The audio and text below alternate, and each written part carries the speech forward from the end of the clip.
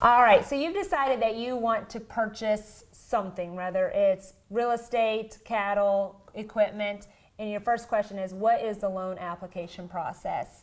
The first thing you need to do is gather up your own financial information.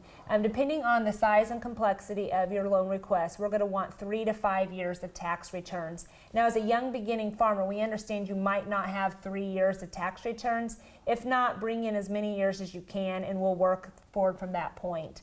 We also will need you to fill out a balance sheet, and you can refer to our balance sheet videos also on this YouTube channel that tells you how to fill out a balance sheet, or you can come in and we would be glad to assist you.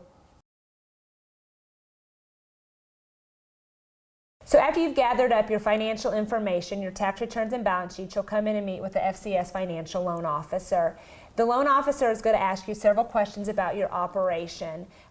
We want to make sure we fully understand what we're getting into before we loan you the money. So be ready to ask or to answer a lot of questions. We're going to ask you if you have a legal entity or a trust. If so, we're going to also want to see the documentation on that, your operating agreement, your articles of incorporation, if you file tax returns for those. If you own greater than 50% ownership of another entity, we're going to want to see those financials as well. After meeting with you, we're going to establish what collateral, what terms, what you want out of the loan, and what we're willing to offer you. We'll discuss the down payment requirements and so forth. And then after we have all the information that we have requested from you to make a credit decision, we will make our credit decision. After our credit decision is made, Jeremy, what are the next steps? So once you get the phone call or the letter saying, hey, you're approved, you're ready to move forward, we're not done just yet. There's still going to be some more pieces to the puzzle before we can get to that ultimate day at the closing table. Once that approval comes, a few things that we're probably going to need pretty quickly are going to be verification information and a legal description and a contract if we haven't already received that.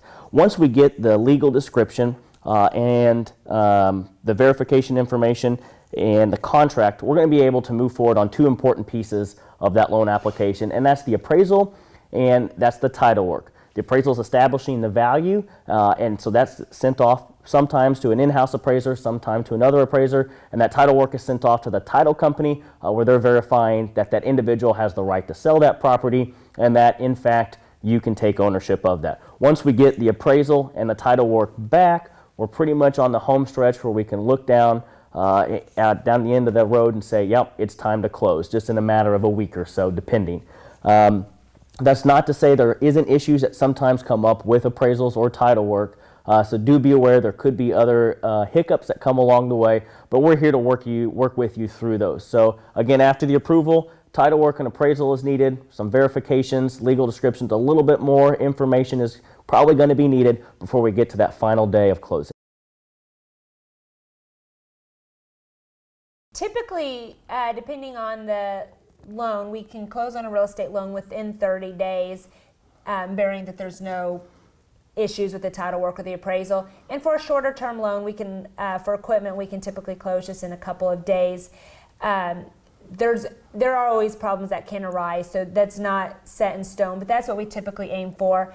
If we are working with the FSA, however, sometimes those loans do take a little bit longer to close because there's actually two different companies doing their due diligence and making sure all their paperwork is prepared. If you are working with the FSA, they also do require a contract before loan approval. So that is something you would have to have in hand if you're working with the FSA.